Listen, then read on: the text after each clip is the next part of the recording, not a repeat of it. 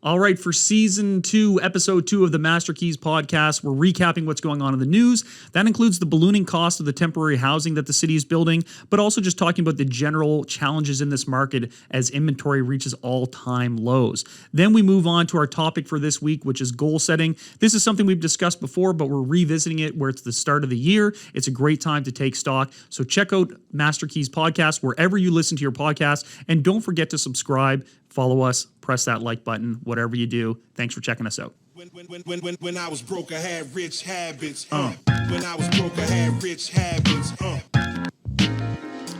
Man, love that intro. Welcome back. Damn, that bangs. Welcome back. Season 2, episode 2 is what we're calling it now. Yeah. Not episode 26. No, either or maybe not, or maybe neither. Yeah. We know it's the new year. Yes. Chandler, Haliburton, Neal and Andreino. Master Keys podcast. Yes, indeed. Thanks for listening. Don't forget to smash the like, smash the follow, all that sort of stuff. While you're here, appreciate you. We're going to talk about a few things today. We're going to go through the news. We're also going to revisit the topic of goal setting. We've talked a little bit about that before. It's appropriate now. It's a new year. Man. This is, set your goals. Some people think it's all cliche to talk about goal setting and stuff at the start of the year, but the time element does help with goal setting. So if you have a little landmark to begin something, then use that, and it's a good time to talk about it. So it's like a little reset. And I feel like it's a little less busy. No matter what you're doing right now, it's a little less busy, so it gives you some time to prepare. Because once the summer hits, between work and stuff, like it's work and fun, it's impossible to get stuff done. I would like to talk a little bit about that too, because I find I need the structure, and I did poorly over the holidays in terms of my energy, my mood. I mean, I look like I was hit by a truck today, but that has more to do with other property-related things. We can talk about that. But yeah. So we can catch up on all that. But what's new with you, Neal? Not much. My holidays were good. Yeah. I was full slacker, like you were saying. I went off, if you went off the rails, I think that's just part of the holidays. I tried my best. But I think you need to do that. Like, you need at some point to just kind of let go and be like, screw it. Like, I can't keep being in this grind. So from basically Christmas Eve-ish range to pretty much now, I've been in full degenerate mode of just kind of big chilling. I'm just kind of letting things slide. Sometimes I see a text message come in and I'm like, I'll get to that. Well, if we're talking about it now, I think the thing is, what do you replace the grind with? And I sort of had this problem where somewhere around mid-month, between what I was expecting to be a slowdown and the rise of the variant, this is mid-month December, mentally I started to relax a little bit while the workload was still busy. Yeah. And then that created this this gap between expectation and reality. That's where people get disappointed, what they expect and what the reality is, and that gap is what causes feelings of disappointment. So I was feeling disappointed, like, oh my gosh, I've got so much work, but I'm trying to wind down. And then when it did finally stop-ish, I didn't replace it with another productive habit. I just replaced it with what you do in the holidays, which is sit around, eating eat cookies, food, stream a bunch of stuff.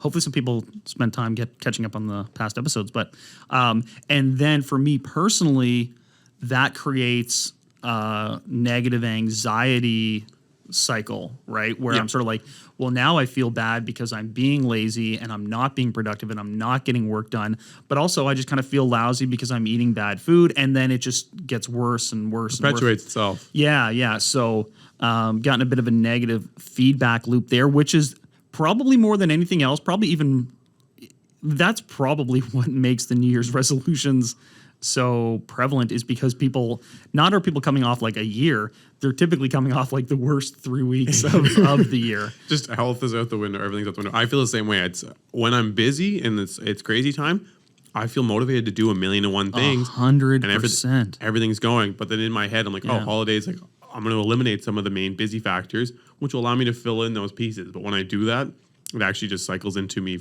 adding more, like you said, negative feedback loop. And just getting to this you just end up in your underwear watching Netflix. Yeah, exactly. Thanks again for having me over.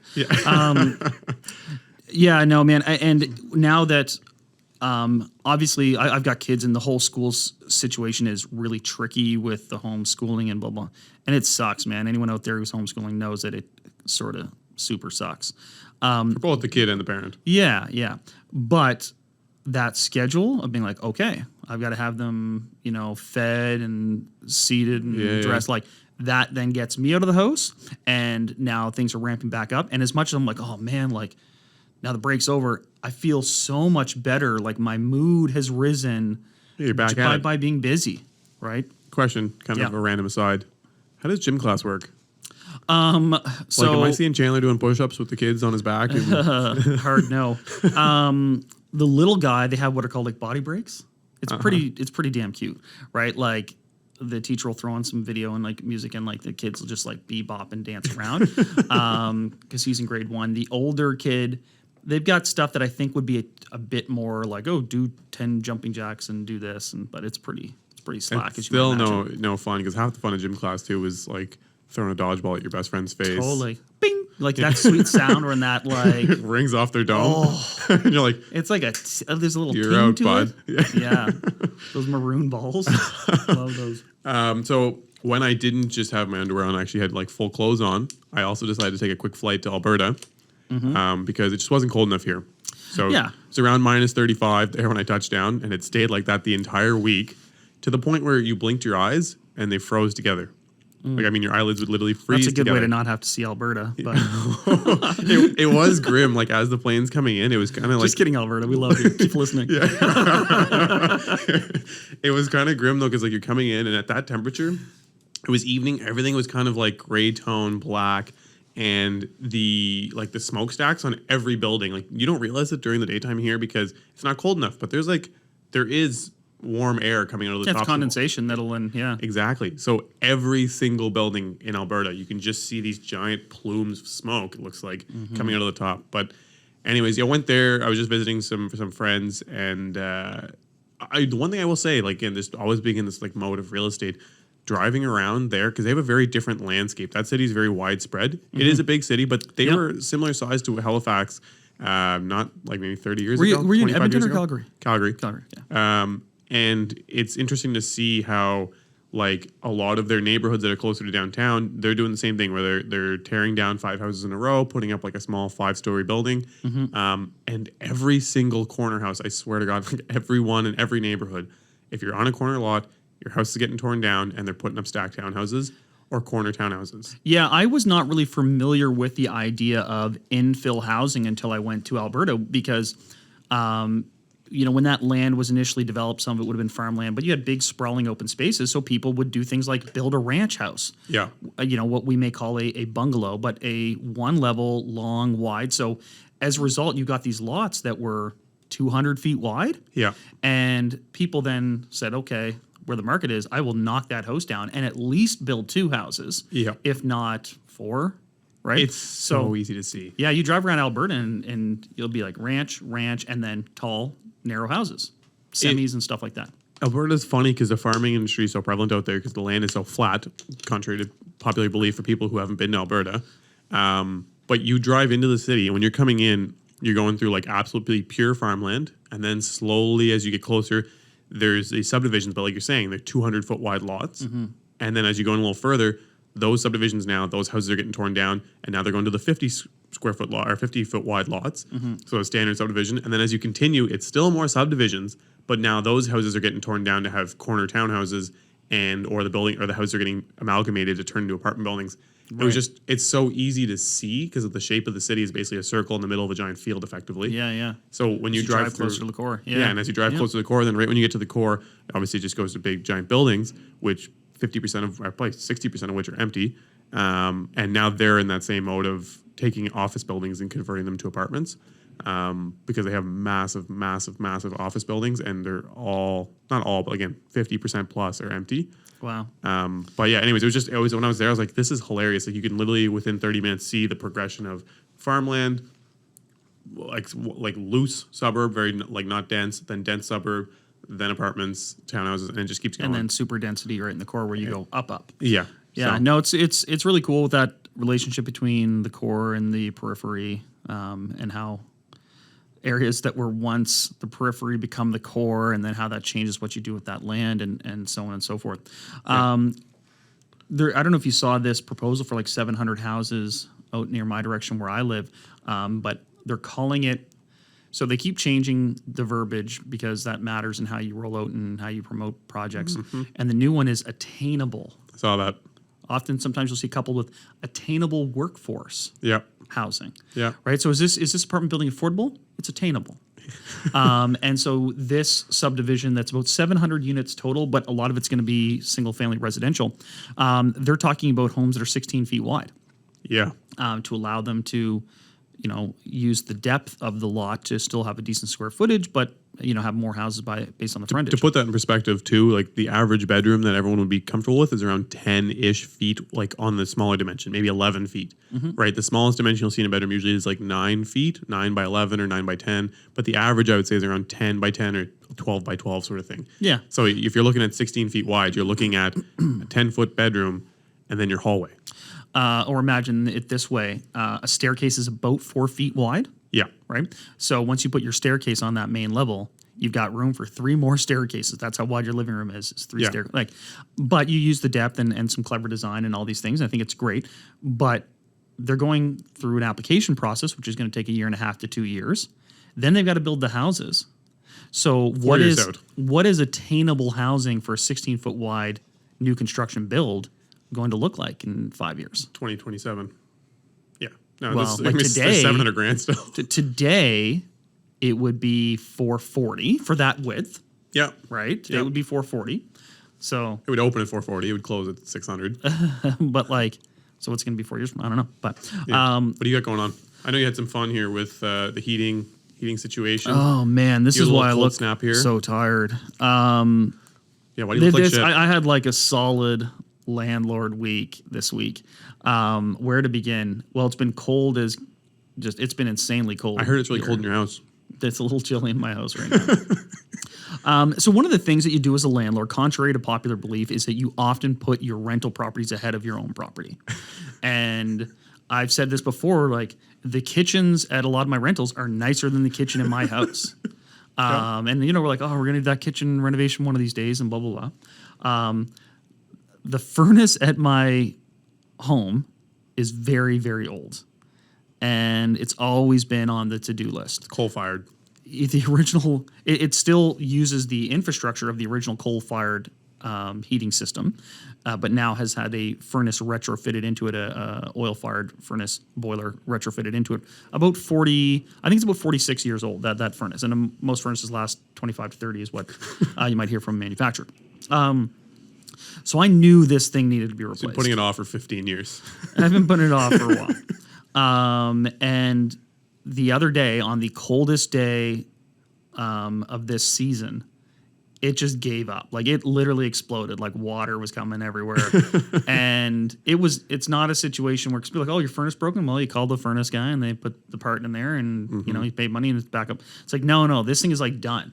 It's going in the garbage. There is no salvaging Residual this furnace. value in this furnace at this point. No. So we've talked about how difficult it is to get hot water tanks right now. It's also very difficult to get furnaces, let alone get someone to install them. Your family didn't blast you on Reddit? my 10-year-olds are on Reddit like, this dirtbag slumlord. That's so funny. But because the house is larger and it's old and it has cast irons where like the rad is the size of like an air hockey table. Yeah. Like I need a pretty significant furnace that had to sort of be custom spec'd. So immediately it was like, this is not going to be a 1 or 2 day thing. You're going to be without heat for a period of time. And very fortunate that in our main living area, we have a pretty significant ductless heat pump. So we just jacked that thing through the roof and tried to get it to flow through the house. The problem is these older homes, they're pretty segmented. Yeah. We also have a fireplace. So, we've probably gone Chandler through stokes the a fireplace. third of a cord of wood. And then we got like these little space heaters, like just trying to get this house warmed up. We've got a furnace now that's in Parsboro. So my dad's driving up to Parsboro to throw this 600-pound furnace. We got to figure out how to get in the house. Anyway, so I've been staying up to like 1 o'clock at night to stoke the fire because I'm not comfortable leaving it overnight. I want the house to heat up. and I'm not comfortable having all the plug-in heaters everywhere. So I stay up super late and then waking up early to restart the fire and replug these things in for the last couple days. So that's what I've been doing on the home front. We don't just punish our tenants; we punish ourselves. Yeah, that's right. I wouldn't ever rent a place that I wouldn't live in myself. And yeah, so I've also been like spreading thin my guys, right? Like, so I have a really, really good furnace and oil supply company, Telter Heating. They're amazing. They've been so good to me, helping me out through this. This guy was coming over at like 9 o'clock at night to do stuff. But simultaneously, there's been stuff going on at the apartments. So during this same cold snap, a furnace at my new acquisition got airlocked last night. So half the building had heat, half the building didn't. And it's a very old system where the individual units don't have like a release drain. And then at another property, there's a unit that kind of hangs over an open carport, and its pipes are underneath the unit above the carport, and its pipes froze yesterday. And that's one of those tricky things. Like, it's hard to even know what to do about that, because in order to get at it, I'd have to take down all the soffit in freezing cold and go up, and kind of torch it to warm it up and then try to insulate it. So all these things have been happening at the exact time. And this comes after on the heels of a leak at another property, that investment property in Trowilla. Like, it's just been a... Chandler is pumped about 2022. It's a big year he's got coming, if you can tell. I literally am so tired. But He's got 3 hours of sleep in the last week. But you know what? This is the best I've felt since probably mid-December, because my energy is up, because I'm doing stuff and I have appointments and I'm busy. Things are coming back on. Yeah, I was talking to a buddy of mine, and like, I know, talking to him over the holidays, like, I was sour every time we talked, and we talked yesterday, and I was like feeling good, and he's like, "Man, I can notice that you feel better." I'm like, "Yeah, it's because I have structure again. Like, I've got 100%. So. You get back into it. All right. Well, Yeah, man. What's in the news? let's talk about the news a little bit before we start getting into our goal setting ideas. Yeah.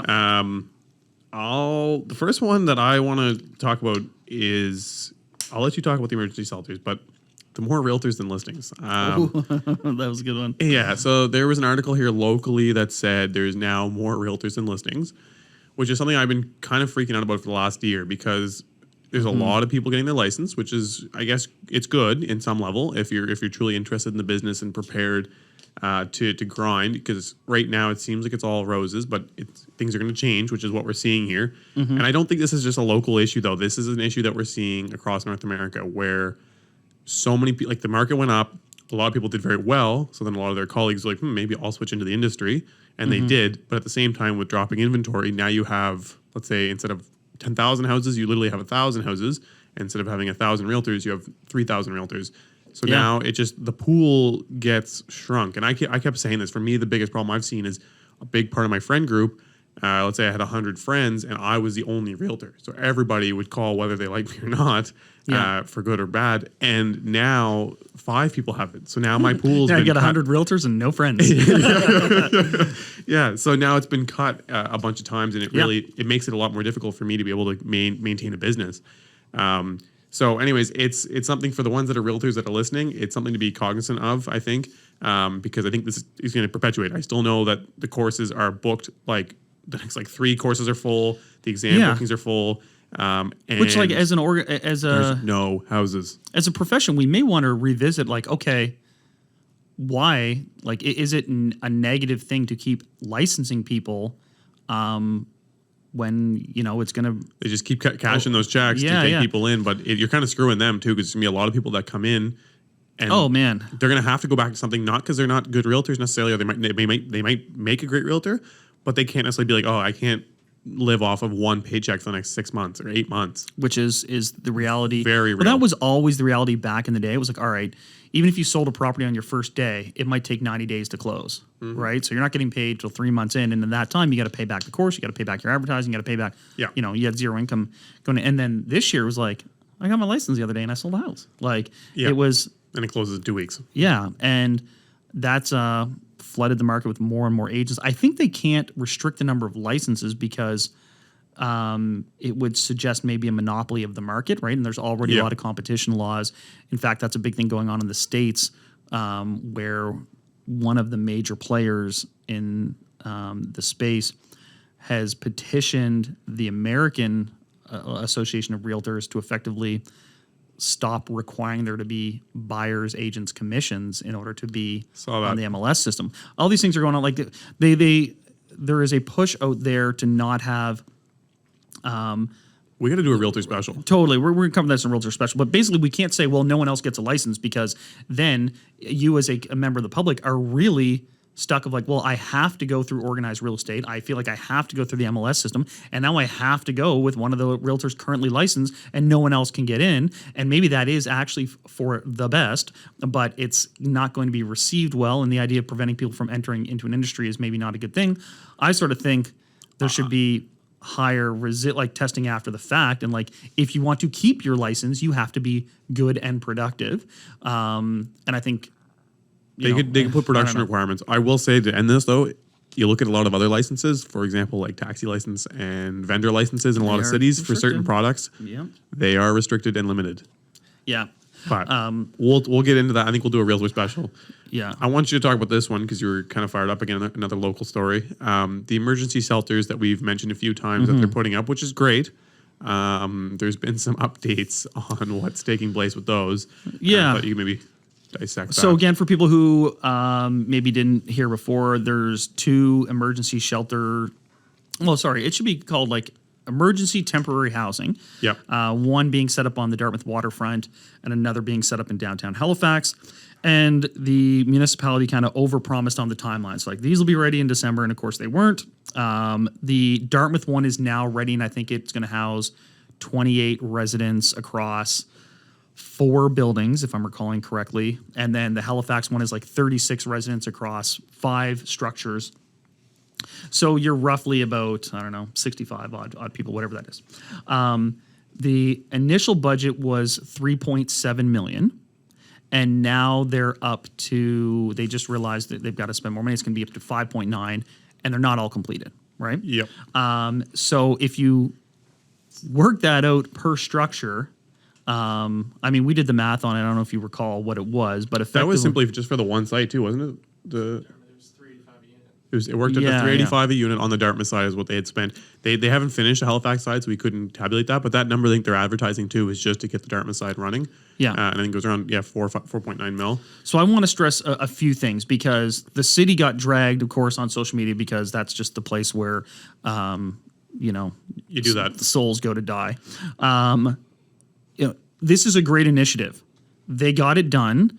They made the mistake of what many early contractors do in their career, which is promise a date that you can't deliver. But the council is not in the business of building housing, so they had no idea. They put a date out there and they were wrong, and they shouldn't have put a date. But whatever, they got it done. And of course, everyone dragged them and said, you screwed up. It's like, well, they tried to get it done. They took longer. But the thing I want to stress is I never, ever want to hear anyone ever again say, when a new building gets built, oh yeah, but are any of them going to be affordable? Just remember, $385,000 per unit For mobile structures. for modular prefabricated structures with no permanent foundations, and let's just say not high-end finishes. If that cost the city $385,000 a unit, and granted, there's also structures being set up for security and for health, and this is also going to pay for security staff and resources and all these things. But if they could not get those done for barely under $400,000 per unit, don't be surprised when a developer says, this is what it costs for me to build this building, and that's why the rents are what the rents are. Because what is the mortgage payment on $385,000 approximately? Like $1,800. $1,800 for a commercial mortgage. Maybe more if you're including property tax or not. So that's why these units that get built have to cost $1,800 a month. And you can like that or hate that, but don't argue that it's not true anymore because you've seen it. And I'm not saying the city does the most efficient, and they probably could have, probably if that was all a private endeavor, it would have been done cheaper and blah, blah, blah. But there's also the support systems in place. Then there's also just the reality that that's what it costs to do these things. It's not going to go from 385 to 150. because like No. you know what I mean. Like there is a bit of extra because obviously it's city and the other items that are put in place, but it's not going to go down that much. I was going to say flashback to clip of when Tanner and I made the whiteboard with the numbers on it. Oh, and Tanner yeah, had a yeah. gun to my head. Yeah, the hostage video. Exactly, the hostage video. Check Yeah. that one out because it goes over the numbers and it makes a lot of sense. Yeah, and again, I'm not trying to beat up on the city because I think it's great what they did, but it starts to raise a few questions. Why wouldn't you take that money and just go out and buy or build an apartment building? Obviously, that would take 2 years. Whereas Buy existing old stock.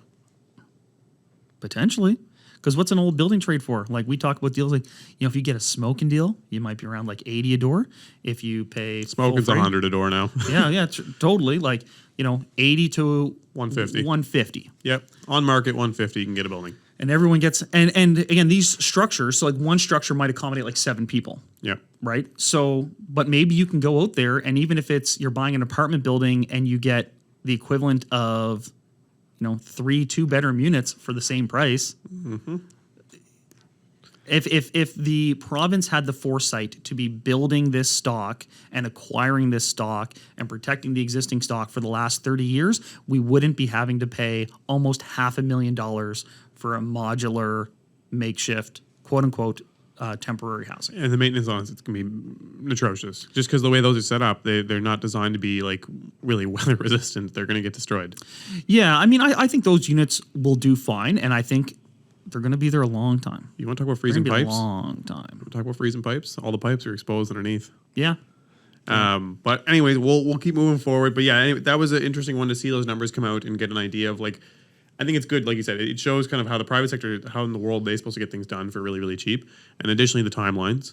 But again, it's good that Yeah. they're doing it. At least they'll be in place. It'll provide some housing. It'll also be a good spot for maybe medical stop-ins, even if you're not necessarily staying there and living there. I think they're going to have it open for people to stop in for medical help, which will be good. Yeah, and this is the thing too. Everyone that was ripping them online, it's like, well, big picture, it's a good thing. They Yeah. got this done. They got it done pretty damn quick. Yeah. All things considered, they paid through the teeth, but that's the cost of doing these sort of things. And then maybe people should start to understand that and get like if you want to talk all this crap about landlords and about development and about housing, maybe know what you're talking about. Well, here's a little crash course on what it actually costs to do these sort of things. Yeah.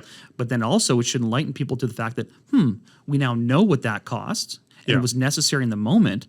But big picture thinking, maybe we should be doing something else like the fact that we could have built an apartment building with 60 units, Yeah. right, for less per door. Even if you did micro suites, you could probably bang out new construction micro suites for around 200 a door. Yep. Just bang them out. That's Even where I'm more like, if you, they need to take some of the land that the city and the province have and just start throwing up some buildings. Like I don't, Totally. And they could just do a turnkey, hire somebody like a Lindsay's or whatever, and say, "Here's what we want." Yeah. Turnkey, spec build it. Let's go. They can easily pay the cash to do it. So I don't know. That's where we need to go. It'd be interesting. Those Atlantic. What's the Atlantic Construction Podcast called? It's called Atlantic Construction Podcast. Yeah. Not very creative, guys, but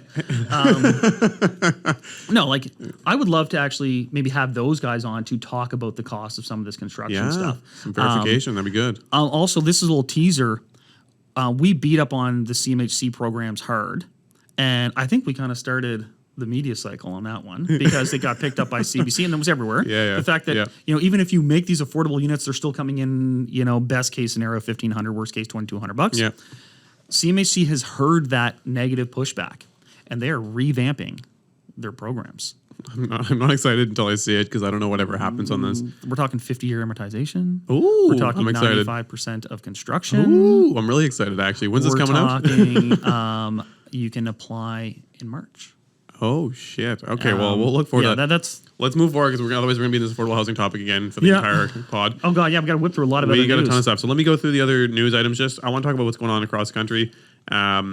First off, Ontario. So we were crazy here, but our prices were low, so it kind of made sense.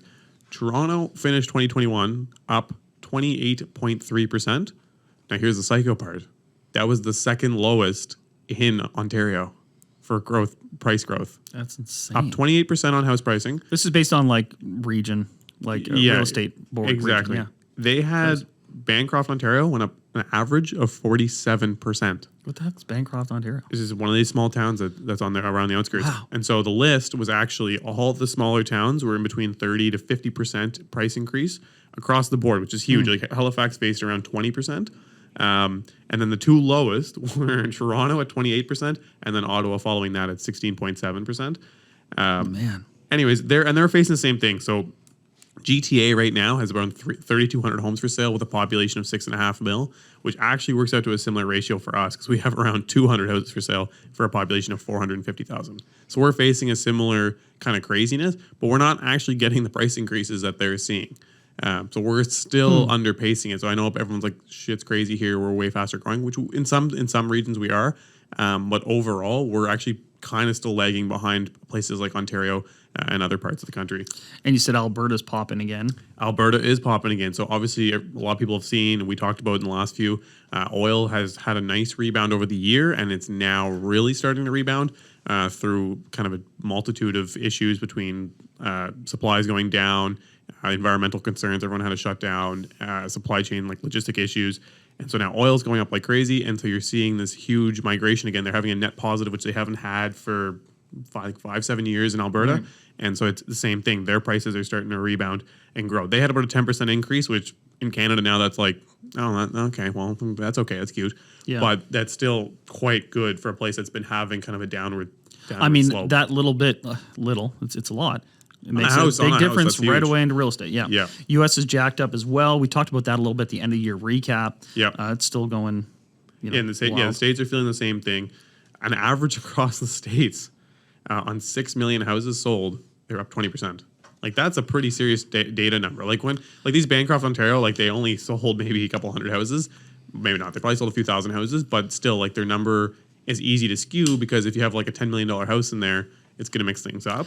I want to circle back here 6 something. million in the States, and they're up 20%. I want to circle back on something here because we talked about the increase in property tax here in Nova Scotia. And the first round of assessments just came out for the province.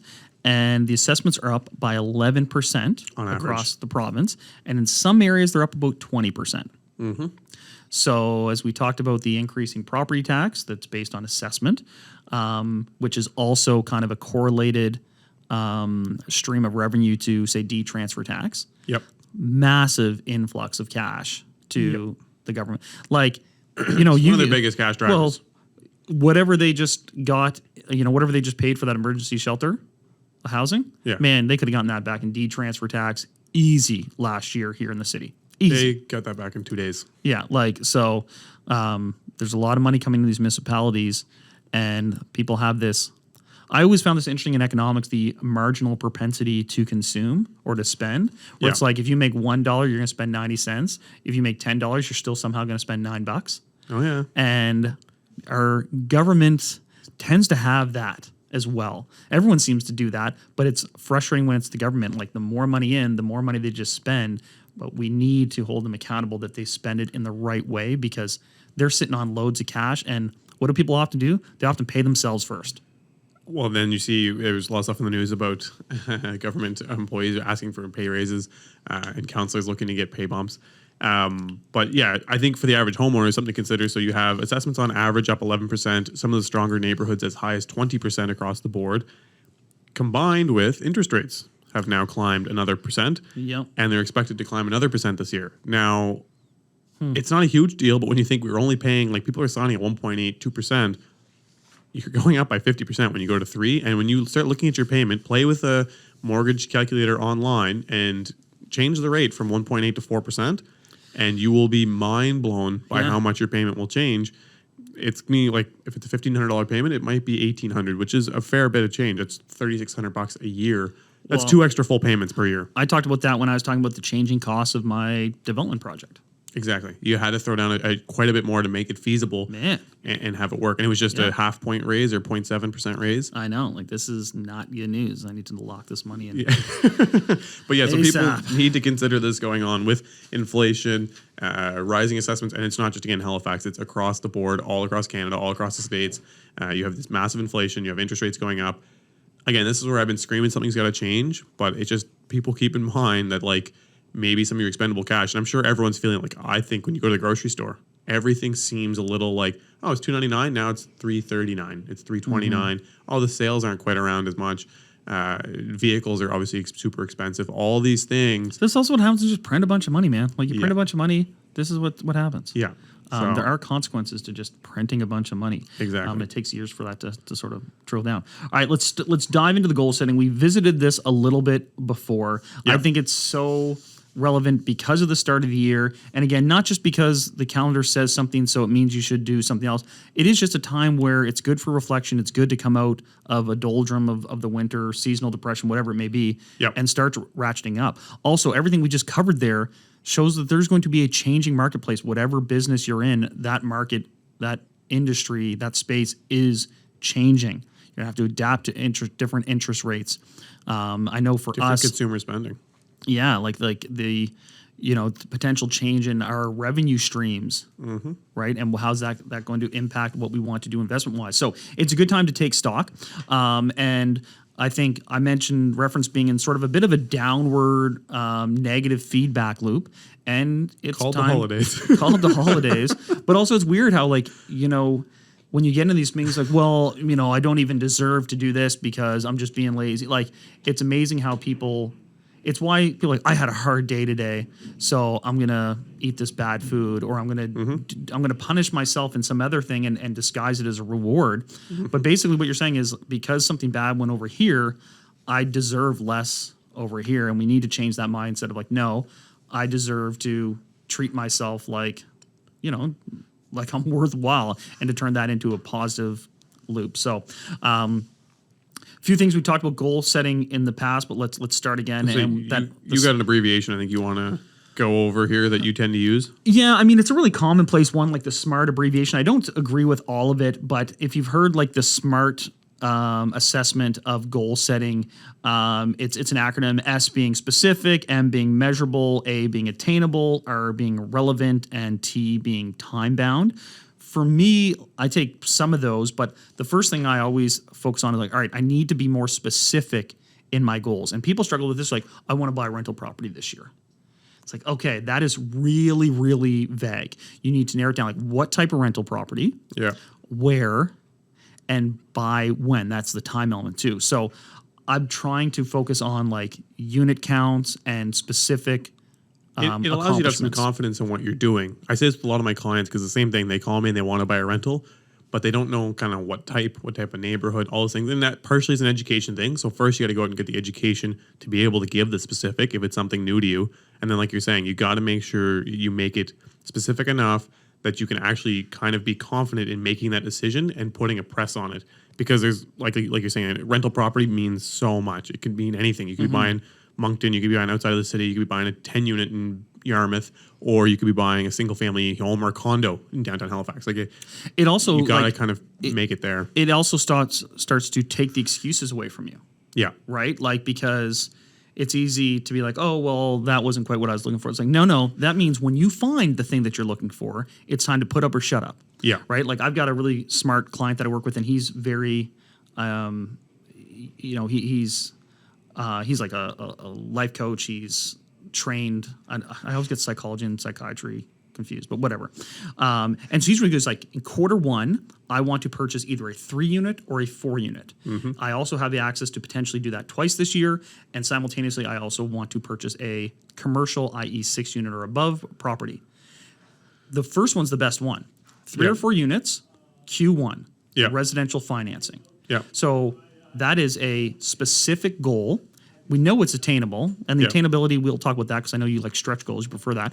But measurable, right? To say like I either got it or I didn't get it. Yeah. And the deadline, like I'm big on the deadline because, it means now if I bring him a 3 or 4 unit that fits his budget in Q1, Yeah. that's a buy, Yeah. right? If it was more ambiguous what his goal was, either like I wouldn't know exactly what to get him, or when the moment rose, he'd be like, oh, I guess, yeah, that's kind of what I maybe want, I think, Yeah. right? So that's, I kind of take those down, and I go with specific, stretch attainable, because I believe in stretch goals as well. Very measurable with deadlines, plural. Like I like multiple deadlines. If I've got a goal, I want it to be like if I take the goal, all right, I want to get, another 20 units in Q1, Yeah. right? Then I start breaking down.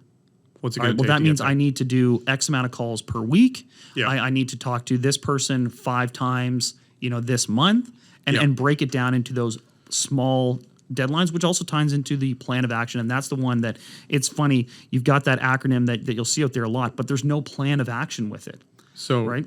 Yeah, I just break it down a little bit. So the other thing we should really do, we need to start putting some stuff on the website. I think a lot of you guys listening would want to see this in a way that you can come back and actually reference it. Because we're gonna have a website by the end of February. We are gonna have. There you go. We're gonna set one right here. Website by the end of February, and it's gonna offer a lot of these things where we're gonna be able to put this up, and then you can go back and look at it. Because if you're driving right now, you're like, I like this, but I don't necessarily have an ability to write this down. Yeah. So yeah, but just breaking down. So specific, measurable, attainable, relevant, and time bound. And so we went over the specific. Looking at measurable. Like you said, it's important that it's something that can be measured, but additionally, it's good to be able to measure it in stages, so you know that you're making some sort of progress. Because if you don't have it broken out, trying to just get to the end goal, it's measurable that you did purchase a 4-unit, but if you don't have kind of stages along the way, you might feel like you've made no progress, right? Or people say like, "Oh, I want to be healthier." It's like, "Oh man, like that doesn't mean anything." Right? Yeah. Like what does whether it's your pounds on the scale or whether it's you have the tracker. It's even the tasks though. I wouldn't say necessarily like just pounds. It'd be like also being able to say like, okay, part of my thing is meeting with a nutritionist or meeting starting to get this meal plan. So yeah, I haven't necessarily shaved any pounds off yet, but I'm not discouraged because I've started putting the things that I know I need to do in place to get it to happen. Because none of these things happen overnight. That's one thing with any goal you do. If it happens overnight, then you don't really need to make a fucking smart list. Like you don't need to go through it. Well, if it happens overnight, it's not a stretch goal, which is the other thing you want to focus on. Is like, all right, if I know this is what I can do going through my motions, what's actually like my push situation? Because you want to be stretching on that. Because we talked about this with the habit formation, the goal is great and you want to achieve the goal, but you also want to become the type of person who achieves that goal. So my thing is, and I know we've been talking about this at length kind of off air and a little bit on air, that you and I both want to pivot ourselves a little bit away from the traditional residential sales to focus on both more acquisition and more development, but also some new endeavors. Yep. And so for me, specifically say to acquire more units, I need to start putting in a plan of like, all right, here's my actual list of target properties. Yep. What am I doing for each one of those every single week? Here are my lead sources over here. What am I doing for each one of those every single week? Yep. And then it's like, I may not get a property on day 1. I may not get a property on day 15. I may not get a property on day 40. But what I've become is the kind of person who follows up with all of these leads and is constantly adding that leads. And that person is eventually going to get properties multiple. Exactly. Right? Because sometimes you do everything right, but don't necessarily get the right result. But you become the person who's doing everything right. And over a long enough timeline, that person's going to get what they want. Period. Exactly. And knowing that you're doing those items, knowing that that's what it takes, it'll help you to stay motivated. Because like I am doing my systems, and sometimes you just got to understand that it takes a little longer than you might anticipate. I find it funny with these things, like trying to find properties. Like you said, you might not find anything for 6 months, and then in a week you'll get 3, and you're like, what in the world? If you do the same things over and over, I think that's a common thing that happens a lot. But just kind of keep going at that. Moving into the next letter, A, attainable. This one, like you said, I think we might have slightly different opinions on this. I like to push my attainability over. I like to make it slightly unattainable, which is bad in some ways. And to be honest with you, it leads to me being a little bit disappointed sometimes. But I think it's important to push a little higher. And really, I find it helps you to get you to where you actually really originally wanted to go. Like if you wanted 8 units, but you push, okay, I want 3 buildings. You're really pushing hard for 3 buildings. I think in the back of my head, I'm like, okay, I only need 2. You get the 2. You'll get the 2 because you're really focused on getting to 3. Yeah. And so I find it makes those things a lot easier. So for me personally, if my goal, let's say, is to add 100 units, I would say I want to go for 150. And this way I feel like the systems I put in place to try and get 150 should actually attain me the 100. And that's why I like to stretch the goals. Yeah. As long as you can subscribe to that, I think that like as long as you can mentally not be comfortable saying, oh, I'm saying I'm going for 3, but I already know I only want 2. So I'm just going to work like that, because then you're just going to get 2. Well, it's like, I mean, you study to know every answer on the test, but knowing full well you may not get every answer on the test right. But if you Exactly. study to get every answer on the test right, you're going to get the vast majority of them. Exactly. So that is the stretch goal. And I find... Don't go too far, though, because if you also don't own a single rental property and you come into this saying, like, I would like to own the Alexander downtown by the end of the year, sweet goal, sick goal. Like, I probably have the same goal, but it's just so far stretched that it's you're going to end up being disappointed if you genuinely believe that you have an opportunity to do so, but you're not in a position to do so. You're going to end up finding yourself disappointed, and then that ends up feeding into a negative feedback loop, which is not going to help you grow. Yeah, I mean, so some people be looking at that like, all right, well, jeepers, I feel kind of bad that like my goal is to maybe get, just a 6 unit or something. Like someone might be out there feeling that way, and then they realize like, man, I need $150,000. Yeah, And they might feel like, well, that's like that's all a of a serious sudden goal. That's a very serious goal. So that means if you break that down, one of your mini goals, whether or not the 6 unit comes, has to be to find a partner, to research private money, to call a bunch of leads, to hustle in your side gig. Big private money guy now. Right? Like whatever it is. Like, no, but then whether or not the 6 unit comes and whether or not you feel important about, one way or not about that, disappointed or however, think of all the other things that you'll accomplish in that time. Right? Like finding the private money, finding partnerships, working your side hustle to save up cash. So I think that, you have the stretch goal, but people who understand stretch goals, it's because they're at the point where they realize the goal isn't everything. They just know that the stretch goal, you can start to have the stretch goal, but deprioritize it at the same time. Like, yes, that's my stretch goal, but I won't feel super disappointed about it because if I actually do the things trying to achieve the stretch goal, I will put myself in such a better space financially with other accomplishments and just emotionally, psychologically, that I'll be like, damn, didn't hit it, but now on this trend I'm on, I can see it. Like it's coming down the pipeline next quarter or next year, right? Like with everything. It's like becoming like, I mean, some things with school are a little bit more structured, but like people want to become a doctor. They're saying that from high school time frame, right? Like if you just focus on becoming a doctor, that's like 13 years out. Right. So you got to be like, okay, now I finished my high school. Now I finished my bachelor's degree. Now I finished my master's or my specialty or whatever it may be. And so it can kind of keep you motivated to maintain like moving forward. Like, okay, I'm accomplishing all these items. So I think it's the same with anything business or investment related.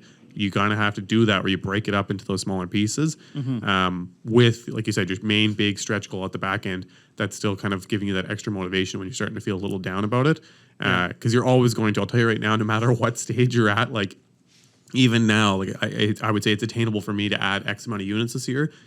There'll be times that I feel down, even though, oh, cool, I just locked up 2 6 units or I locked up a 20 unit, like, which is exciting and great and it's part of my goal. But there's also gonna be like 2 months where I might not find anything or the business might be a little down and I'm gonna feel down. And that's very normal. Like it's not all roses. And I think this is also a misconception with social media now, because a lot of people see investors, business owners, like professionals on social media, and the way it's perceived on there is that everything is just amazing. Like it's like they're just constantly growing, everything's just going so good. But that's kind of part of the perception.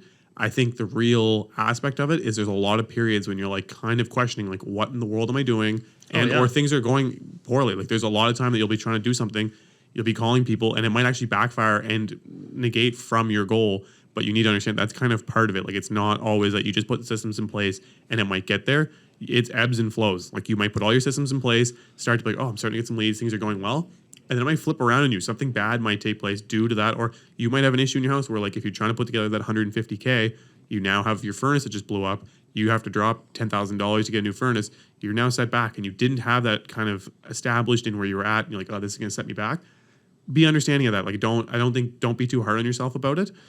Be smart about it. Which is also why when you build out the plan of action, I know I'm jumping around here, you will have little wins to celebrate when the big picture's not going your way, right? It feels good to make those 5 lead calls. Yeah. Right? It feels good to add more stuff to your databases, potential lead properties. Mm-hmm. It feels good to have a successful meeting with someone who says, yeah, when the time is right, we got you from a financing perspective. You're good to go. Yeah. Right? Those are all little goals. It feels good to even just hop on a phone call with someone that you look up to and view as a mentor. Right? right? If you're doing those things, then you feel less bad about something else that might be going on. It's like, man, this is going on a downward thing over here, but parallel to that, I'm doing all these other things. Yeah. And you start getting the positive cycle. So the negative cycle is like, well, I had this go bad, so I only deserve a lousy meal and I deserve to just binge watch Netflix and feel terrible about Warren myself. Buffett. You know, but if it goes the other way, it's like, man, I did something good here, so I deserve other good things. Well, like, you know, I deserve to talk to this person. I deserve to treat myself well and save my money. And like, you know, Yeah. you start to treat yourself like someone you should care about and provide for, right? And so you just need to keep those mini successes going through the whole thing. What's What's the Warren Buffett reference? Two things I want to explain. So some of you guys might know Warren Buffett. Obviously, I mean he's whatever $100 gazillion now, and he trades every day. That's his business, is basically investing and trading. And he doesn't just like do it physically or whatever. Like he's got a big team that does it See now. that old guy just like One trying finger to type typing on the keyboard. It's so weird to think of. But anyway, his thing was back in the day, and everyone I think knows that Warren Buffett's ultra frugal. For someone who has like $100 billion, he lives in the same house that he's lived in for 50 years. He drove the same car for 30 years, like all this kind of stuff. And he's big on supporting the products that he invests in. So if he invests in Coca-Cola, everywhere you see him, he's going to have some sort of Coca-Cola product. If he invests in Ford, he's going to be driving a Ford for the rest of the time. I love it. Such an old school approach. But Very I love it. old school approach. Anyways, his thing was every morning he goes to McDonald's. He invests in McDonald's. He gets a whatever, I don't know the names of the sandwiches, but it's like a bacon, egg, whatever the basic sandwich is. Yeah. And you have the options. Bacon, egg, breakfast. It's breakfast sandwich. It's a breakfast sandwich, but you have the options. No, it's a Nick. It's a McBreakfast. Whatever. Anyways, Go whatever for it yes. is, you have your options, and you can go with just the egg with sausage, McMuffin. egg McMuffin. You can go with the egg. You can add, and someone's going to correct me probably, but you can add sausage or you can add bacon. And I think bacon's like That's right. like 49 cents. Can confirm. Sausage is like 29 cents, and then just the egg is, we'll say, whatever flat. Based on his previous day's performance and profits is how he decides what he gets for breakfast. So every Oh my morning, like God. he's like, oh well, I made $1 billion yesterday. I'm splurging. I'm going all out. I'm getting the bacon. Jeep. But like if he has a down day, better believe that guy's just getting the egg. He's getting no Bad, sausage. Warren. Bad. Yeah, exactly. He's like, I lost 100 mil yesterday. It's out, not in the budget. We're cutting out. We're just going with the egg today. And so, but those small things, like, you know what I mean? Like that mindset is kind of good because again, you reward yourself for the thing, and you still get what you want, but maybe don't go so hard with it. Like every time I go to this restaurant, I go crazy and I get a bottle of wine and do all this. Maybe if things aren't going so good, you can still go to the restaurant, but maybe pull it back a little bit. But that's Well, that's all that Warren Buffett reference was. We talked about this before, like carrot and stick. Mm-hmm. You need enough carrots, which is motivation. Yeah, Right? Little rewards yourself. Yeah. And you need enough stick yeah, to keep yourself in line. Because most people are more motivated by the stick. 100%. Right? Like you could be like, oh, you know, Chandler, I'm going to get 20 units this quarter. Yeah. And like, if I do that, that's its own reward. You're like, I got 20 units this quarter. And getting you might bacon. do that, I'm right? getting bacon for sure on You know? that sandwich.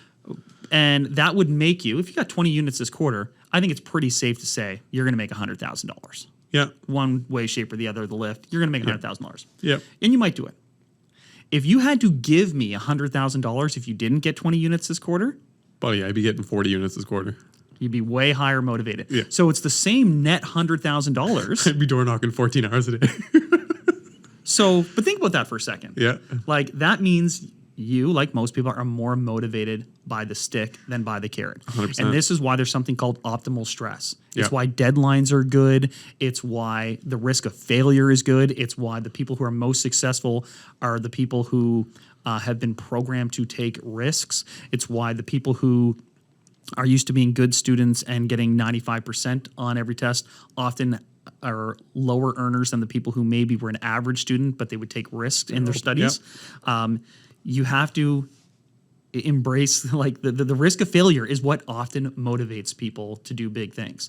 I'm going to say so I want to say two things on the last one. I want to make a quick reference. I think some people might find funny if you're in buying real estate.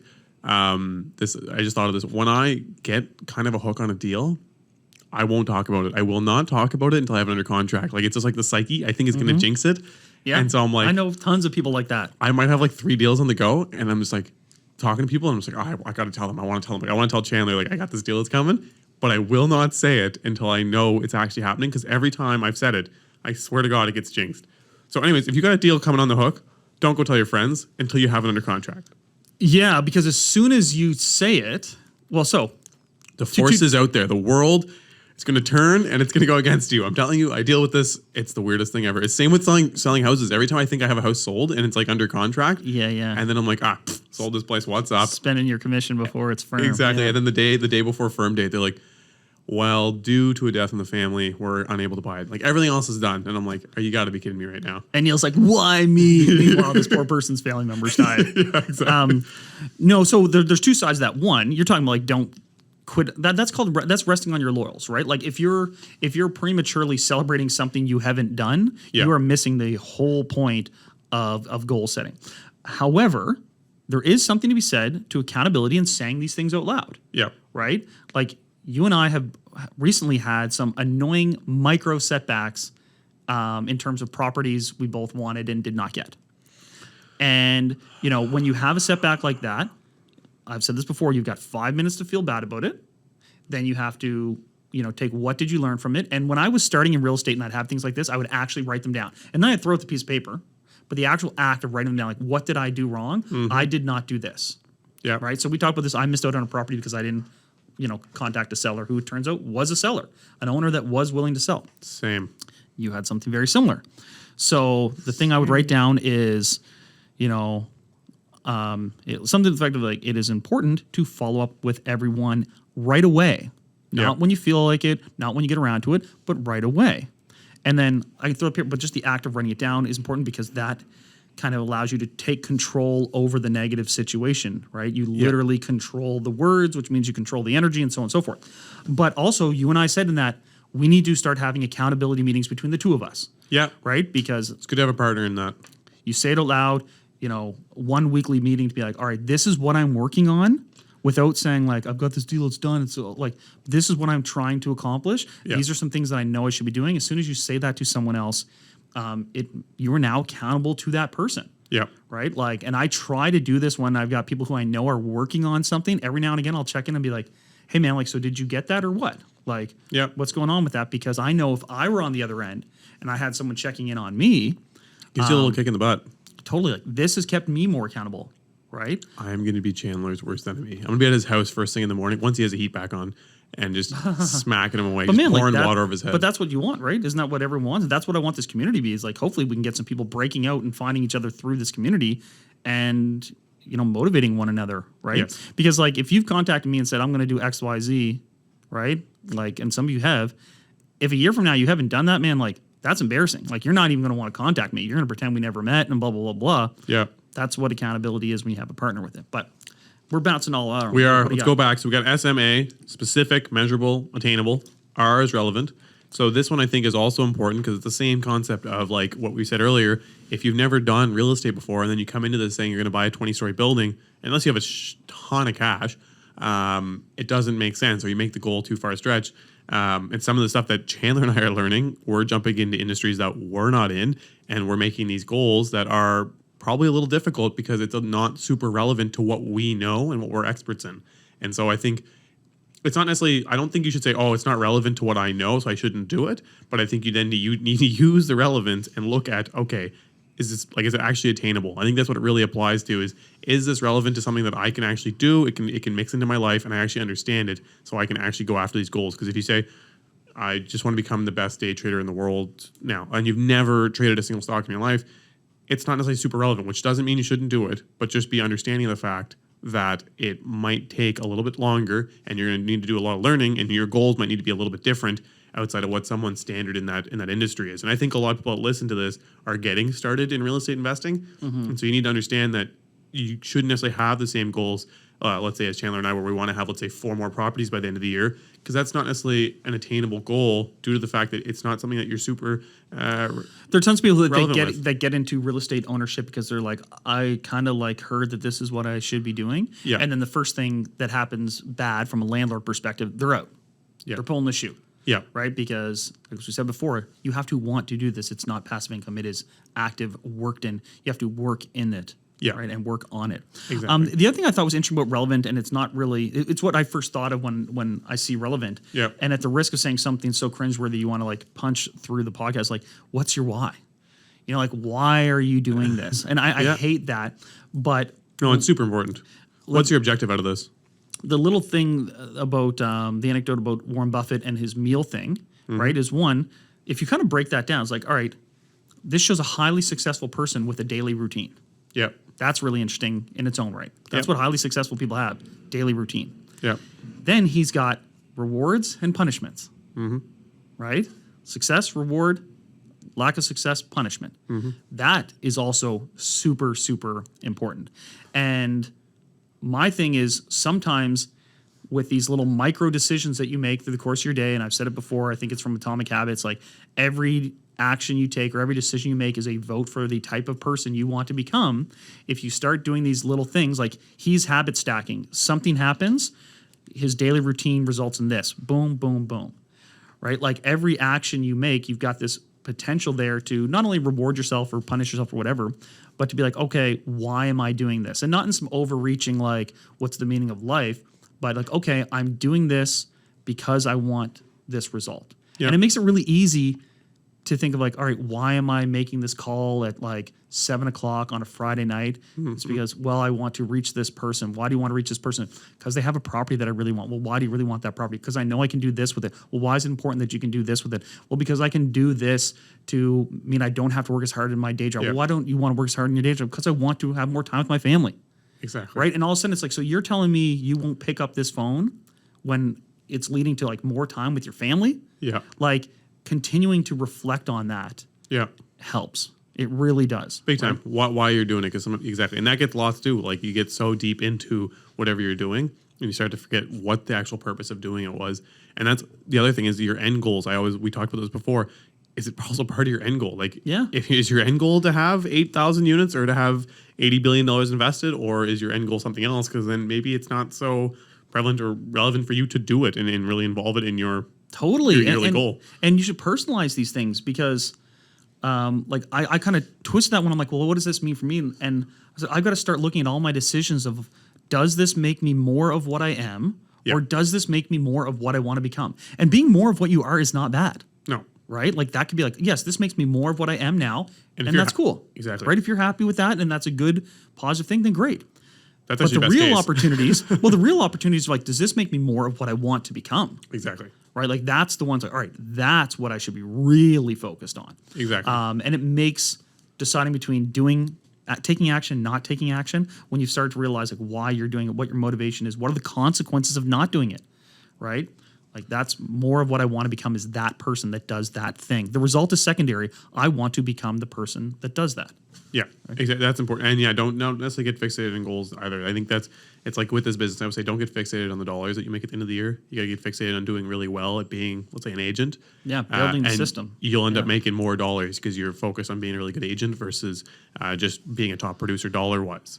Yeah. The last item, T, time bound. I think we've kind of gone over that a bunch. Yeah. The one thing I want to say, and this is a concept that at least I've put into my life that I think is super important for a lot of people to do, and I think it helps me make decisions on a day-to-day basis, and that's looking at time as a currency. Like that is your currency, and getting any of your goals done, making any of these things happen. This year has now started. You have 365 days or whatever we have left now, 350 days to get your stuff done, and you need to look at that as currency. So when you go out and you're like, oh, I'll push it off another day to go do something that might not be super productive, there's nothing wrong with that, but it's something to keep in the back of your head that, okay, I just burnt up X amount of time that I would need to accomplish my goals, right?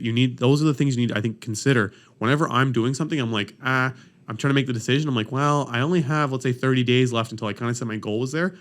This is now getting really important because I'm running out of currency. I'm running out of money, time, Optimal money. stress. Create that stress. Bring it into your life. Exactly. To be able to get the task done. So you need to say, okay, I have now put all these tasks and I've given myself X amount of time to do it. And I need to be super cognizant of that because I find it's easy, especially at the start of the year.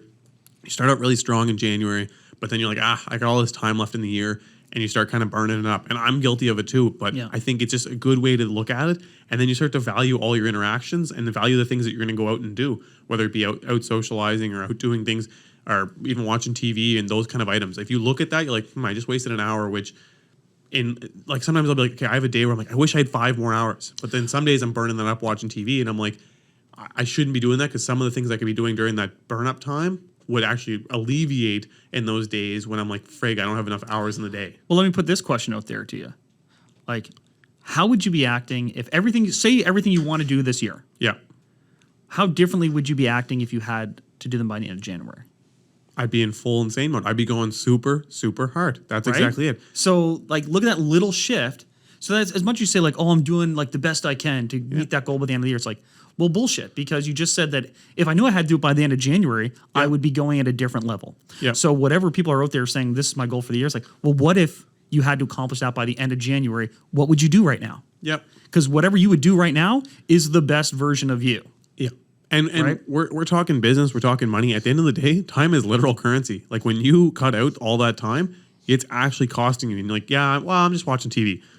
Well, technically, like the impact that has on, let's say, your business or your investment growth, because you're not doing, let's say, research or calling sellers or trying to do something that's going to help grow your business, your operating company, the actual compound effect of that is insane. That's what I always struggle with vacation. Is I'm like, okay, the cost of the vacation, let's say, is $5,000, but the lost opportunity cost of me being away for 2 weeks is $50,000, right? And so that's something that, and it's not measurable. You don't necessarily directly feel it, but that's how it's going to impact you. And I don't. Again, it's you got to be cognizant of it. Like I went crazy where for a couple of years I would do nothing because I was like obsessed with this concept. But on the flip side, it's been important now today to make sure that I'm keeping track of my time and I'm using it wisely. So still go on vacations. You still need to do those things, otherwise you'll burn out. But it's just something to consider when you're doing stuff. Like I think always have that in the back of your head, and it helps you to kind of stay motivated. Like, you know what, I'm going to push through because I'm only going to get this day once. I'm only going to get this time once, and once it's burnt, then I'm one day close to the end of the year, or one day closer to whatever my goal date was. And also, if you really if you get really good with your goal setting and getting really good at measurability and being super specific, you can say, well, this goal is going to make me X amount of money. Yeah. Right. So if I buy such and such a property and I lift it with this model, like, because if you want to really visualize doing something, run the whole model. Like what you're going to put into the property, what you're going to get out of the property, how long it will take. If you then say, okay, that project is going to get me, $200,000 personal net worth, whatever you want to call it. Yeah. So you put a number on it. So now you've got a really specific goal, which means you're going to get even better at this. Yeah. What's it take to that? Like, say it took. We had these missed out properties, right? I had one where I offered the guy like $200,000 to assign it over to me. Bringing it up. I know, but this is like these negative things fire me up. We're talking about a lot of negative stuff here, but that's the stick, man. That's what motivates you. Yeah. I offered this guy basically $200,000 just to send it to me. Yeah. Maybe I might have had to put like 6 hours in with that seller. If we're talking like, 15-minute phone calls. So $30,000 an hour. A visit to the property. Yeah. $30,000 an hour. Yeah. So what's your time worth?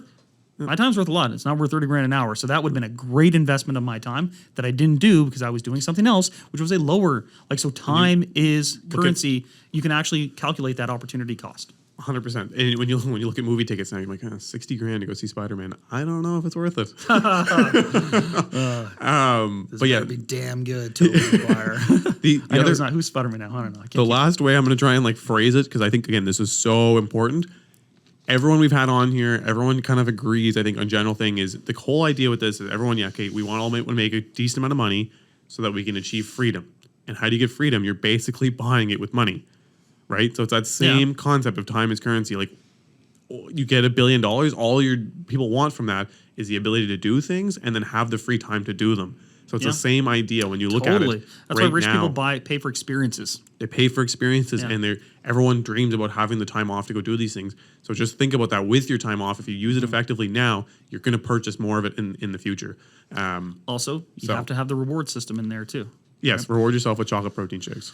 Oh, that's right. I forgot about that. Yeah. Money can't buy happiness, but I'm happiest when I can buy what I want. Exactly. Right? And that'll be time and experiences. So, all right, we should probably wrap it up here. That is episode 2 of season 2. If you feel like, I don't know how people listen to this, but hit us up with your goals. Find someone this week to talk about your goals. Try to implement some of the stuff. I'd love to hear about it. Yeah. And we got more awesome stuff coming down the pipeline. Keep us accountable. Make us deliver on things like our website by the end of February and all that stuff. Yeah. Write them down. Get a partner. I think it's a good one. 100%. All right. Chandler's my partner. Aw. All right. Thanks for listening, everybody. Later. And, yeah, talk to you. Thanks for checking out the episode. Don't forget to like, subscribe, and press the bell button for notifications. If this is your first time here, check out our back catalog for more episodes. Thanks so much for watching. When I was broke, I had rich habits. When I was broke, I had rich habits.